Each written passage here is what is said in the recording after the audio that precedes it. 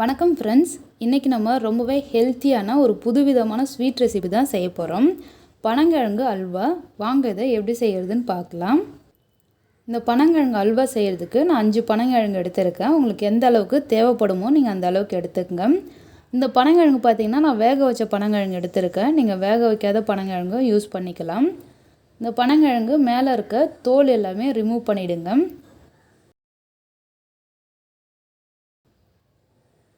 இந்த வேர் பகுதியை கட் பண்ணிவிட்டு நம்ம ரெண்டாக இந்த பனங்கிழங்கை ரெண்டாக பிரித்தோன்னா உள்ளே பார்த்திங்கன்னா குருத்து மாதிரி இருக்கும். அந்த குருத்தையும் வெளியே தூக்கி போட்டுடணும்.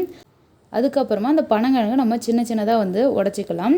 அதை கட் பண்ண அதில் இருக்க நார் எல்லாமே தனியாக நமக்கு கிடச்சிரும். ஸோ அதனால் உங்களால் எந்த அளவுக்கு சின்ன சின்னதாக உடைக்க முடியுமோ அது மாதிரி உடச்சி அந்த நார் எல்லாமே ரிமூவ் பண்ணிவிட்டு அதுக்கப்புறமா இதை ஒரு மிக்ஸி ஜாருக்கு மாற்றிக்கலாம். பாருங்கள், நான் எல்லா பனங்கிழமே சின்ன சின்னதாக கட் பண்ணி அது நார்லாம் எடுத்துகிட்டு ஒரு மிக்ஸி ஜாருக்கு சேர்த்துருக்கேன். இதை நம்ம மூடி போட்டு ஃபஸ்ட்டு அரைச்சிக்கலாம். ஏன்னா பெருசாக இருக்கும். நம்ம தண்ணி சேர்த்து அரைக்கும் போது அது சரியாக அரைப்படாது. இது மாதிரி குறைன்னு அரைச்சிட்டு நம்ம தண்ணி சேர்த்து அரைக்கும் போது நல்லா அது பேஸ்ட் மாதிரி கிடைக்கும். ஸோ அதனால் நீங்கள் தண்ணி சேர்த்து இதை அரைச்சி எடுத்துக்கோங்க.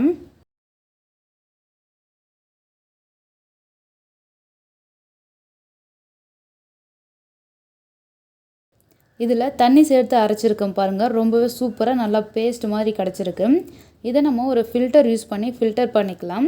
நம்ம ஃபில்டர் பண்ணும்போது அதில் இருக்க சின்ன சின்ன நார்லாம் இருந்தால் கூட நமக்கு ஃபில்டர் ஆகிட்டு நல்லா சுத்தமான அந்த பால் நமக்கு கிடச்சிரும். இது பனங்கிழங்கு பால் சொல்லுவாங்க. நம்ம தேங்காய் பால் எடுக்கிற மாதிரி தான்.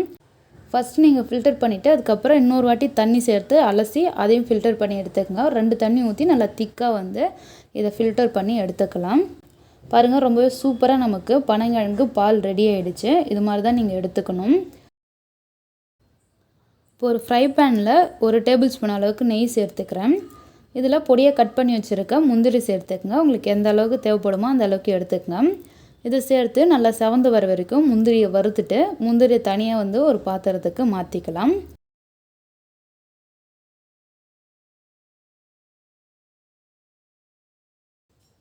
இப்போ இதே நெய்யிலே நம்ம ரெடி பண்ணி வச்சுருக்க பனங்கிழங்கு பால் சேர்த்து இதை கொஞ்சம் கொஞ்சமாக அப்படியே கிண்டி விட்டுக்கிட்டே இருக்கலாம், கட்டியாக்காமல்.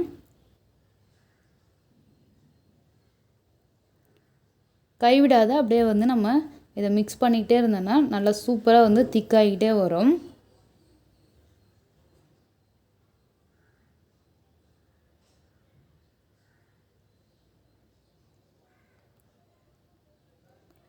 பாருங்கள், நல்லா திக்காகிருக்கு. ஒரு 10-15 நிமிஷம் நம்ம அப்படியே கிண்டிக்கிட்டே இருந்தோன்னா இது மாதிரி திக்காகும்.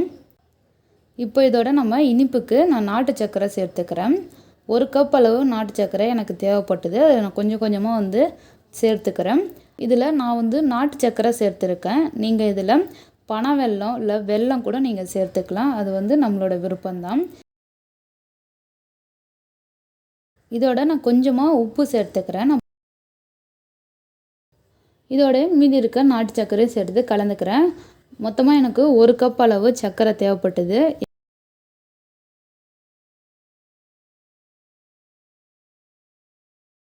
இப்போ இதில் 2 டேபிள் ஸ்பூன் அளவுக்கு நெய் சேர்த்துக்குங்க. நல்லா திக்காக ஆகிடுச்சு. இது ரெடி பண்ணுறதுக்கு மினிமம் பார்த்திங்கன்னா ஒரு 30 மினிட்ஸ் ஆகும். ஏன்னா நம்ம பொறுமையாக அது லோ ஃப்ளேமே வச்சு அது கிண்டி விட்டுகிட்டே இருக்கணும், அடி பிடிக்காமல். அப்போ தான் பார்த்திங்கன்னா நமக்கு நல்லா அந்த திக்கான அல்வா கிடைக்கும். நல்லா அல்வா திக்காகிடுச்சு. அல்வா சூப்பராக ரெடி ஆகிடுச்சு. இப்போ இதோட நம்ம தட்டி வச்சுருக்க ஏலக்காய் பொடியை சேர்த்துக்கலாம்.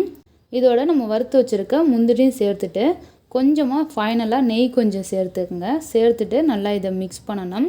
ரொம்பவே சூப்பராக நல்லா வாயில் வச்சோடனே கரையக்கூடிய பனங்கிழங்கு அல்வா ரெடி ஆகிடும். கண்டிப்பாக நீங்கள் ட்ரை பண்ணிவிட்டு எப்படி இருந்தாலும் உங்கள் ஃபீட்பேக் எனக்கு கீழே கமெண்ட் பண்ணுங்கள். இந்த வீடியோ பிடிச்சிருந்துன்னா லைக் பண்ணுங்கள், ஷேர் பண்ணுங்கள். நம்ம சேனலை சப்ஸ்கிரைப் பண்ணலாம், சப்ஸ்கிரைப் பண்ணிக்கோங்க. தேங்க்யூ ஃபார் வாட்சிங்.